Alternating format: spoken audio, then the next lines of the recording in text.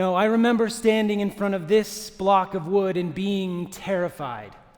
This happens every time I start a new piece because I always second-guess myself. Will I have the vision to see what's inside? Do I even have enough skill to bring it out? What if I mess up? And in the end, will what I create ultimately stand the test of time? The early part of this process is as much about unburying myself from a mountain of insecurities as it is about discovering the piece of art within. Now, you might think it's strange that as a professional artist that I still get nervous when I start a new piece, but here's why. I do not just think of the artwork itself, but the lasting impact that it could have. Because of this, fear will always be with me. The best I can do is turn fear into focus and put it to work.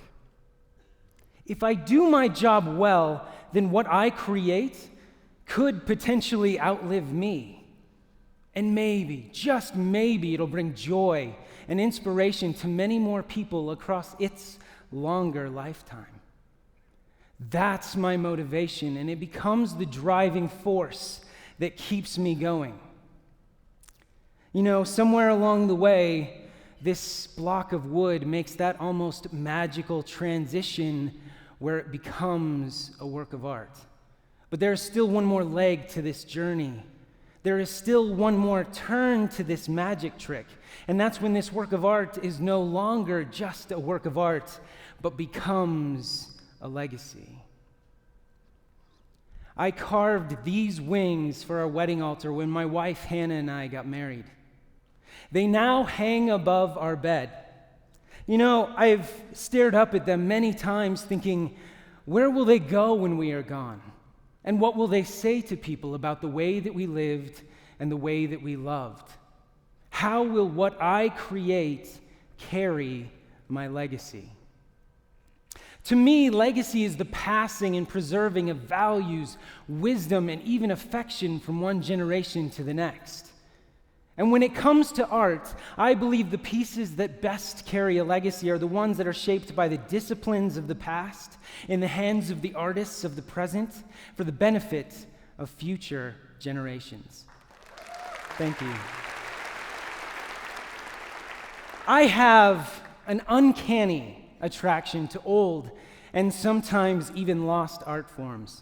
The common thing that attracts me to each of the mediums that I work in are the traditions that guide them and the time-tested techniques that have made them last. From scribes of ancient manuscripts, I have learned how to work on calfskin vellum using precious materials like gold leaf. In this piece, I used more than $100 worth of gold in the title alone. I have taken cues on painting techniques and composition from painters of the Italian Renaissance. By studying the work of Baroque woodcarvers, I've honed my own skills as a sculptor. And I have trained my hand to write beautiful calligraphy by studying the work of the men and women who shaped the golden age of penmanship. John Ruskin, the leading English art critic of the Victorian era, said, "The work of living men is not superseding, but building itself upon the work of the past." To me, this means that preserving a legacy is not putting it on a shelf like it's this grand, untouchable thing to be admired but never used. No, preserving a legacy means using it like the faithful tool that it is, and even improving upon it before you pass it along. The knowledge of what people did in the past is just history. But letting it inform the way we live our daily lives, that is legacy. The way that I infuse art with legacy in the present is really twofold. It's in its making and in its message. No piece I have created yet was made to last like this. The Sojourner's Rose. I carved this highly detailed relief from a single block of mahogany. Every aspect of this piece had to be carefully planned and carefully executed, because what you carve away, you cannot put back. After I finished the wood carving, I was later commissioned to have this piece molded and cast into bronze several times. We have bronze sculptures around today from ancient Greece that are more than 1,000 years old. The months of time that it took for me to sculpt this piece hardly holds a candle to how long it could potentially be around. No pressure there. Art can also carry a powerful message. What I wanted to convey to the viewer in this drawing that I did is that the rough waters that break across your bow today become the wisdom that shapes who you are when you are older. And it's from that wisdom that you get to see others across their own journey. You see, legacy is not just linear, it is cyclical. A few years ago, I was commissioned by a family to create a work of art to capture one man's entire legacy. Easy peasy, right? As if the task wasn't difficult enough, this piece was intended as a surprise birthday gift, so I would not meet this man until I was standing in front of him, unveiling his legacy piece to him. On his birthday, in front of his family. Hello, here's an iconic work of art that is meant to represent you, your entire life's work, and all that you mean to everyone around you. Happy birthday. By the way, I'm Jake. So I turned instead to his friends, his family, and the people that he worked with. After a year of interviews, journaling, sketching, painting, and carving, the day finally arrived when I was supposed to unveil this piece to a man I had learned so much about but had never met till that moment. You can just imagine how nervous I was.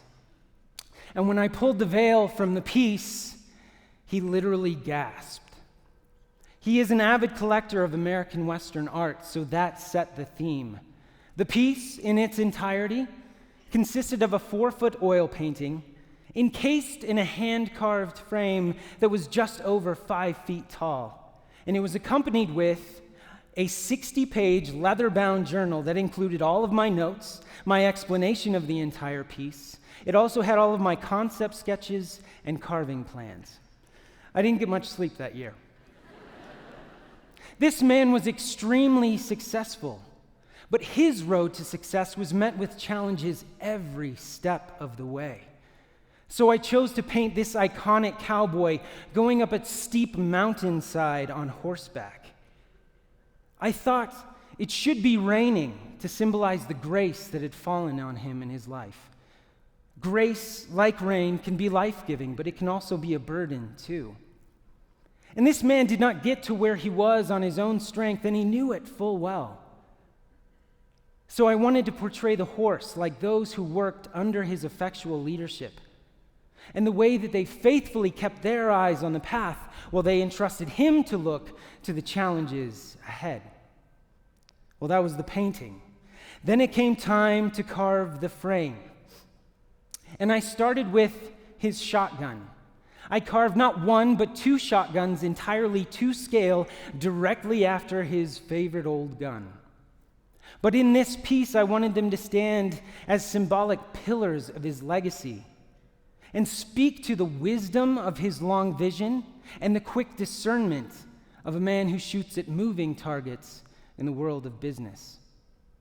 At the bottom, there was a horseshoe, normally the symbol of good luck, right?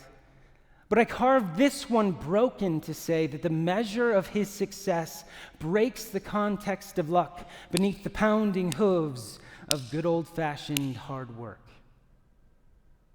In the middle, there was a rose.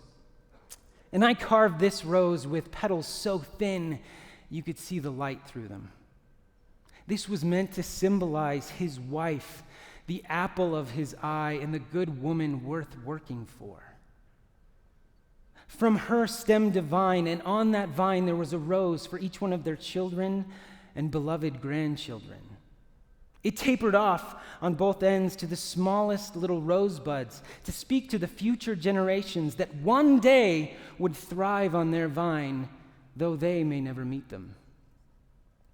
Finally, at the top, there was an eagle with outspread wings looking up to the heavens to symbolize his faith and dependence on God above all else. Now, when I had finished explaining this piece to a man I had literally just met, he wiped the last of the tears from his eyes, and he said to me in all grace, humility, and good humor, "Young man, I've got just one question for you. Well, I do not intend on passing through this misty veil anytime soon. When I do, would you speak at my funeral?" I will tell you, this was one of the most demanding and frustrating works of art I have created yet. But it was also one of the greatest honors I have received, to preserve through the disciplines of the past one man's legacy here in the present for the benefit of his future generations. My own affections for the future have never been more awakened as when I first became a father. I thought, what better way to memorialize this major transition in my life and welcome my baby girl into this world than by carving her a cradle. So from scratch, I carved her a cradle in the form of a swan. This is her maiden voyage in her daddy's new cradle soon after we brought her home from the hospital. Now, this being our first child, I'll tell you that I vastly underestimated how quickly they actually grow. And as fate, or genetics would have it, my precious baby Emma measured in the 99th percentile for length. Bless her heart. So what took me 5 months to carve took her 5 months to outgrow. I should have carved her a canoe.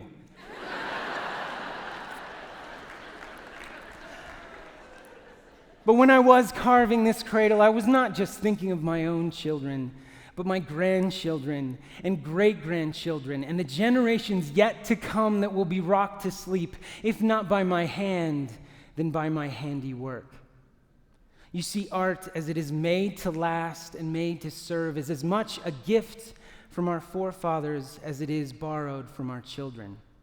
Let us steward it well for the time that it is in our hands. Thank you.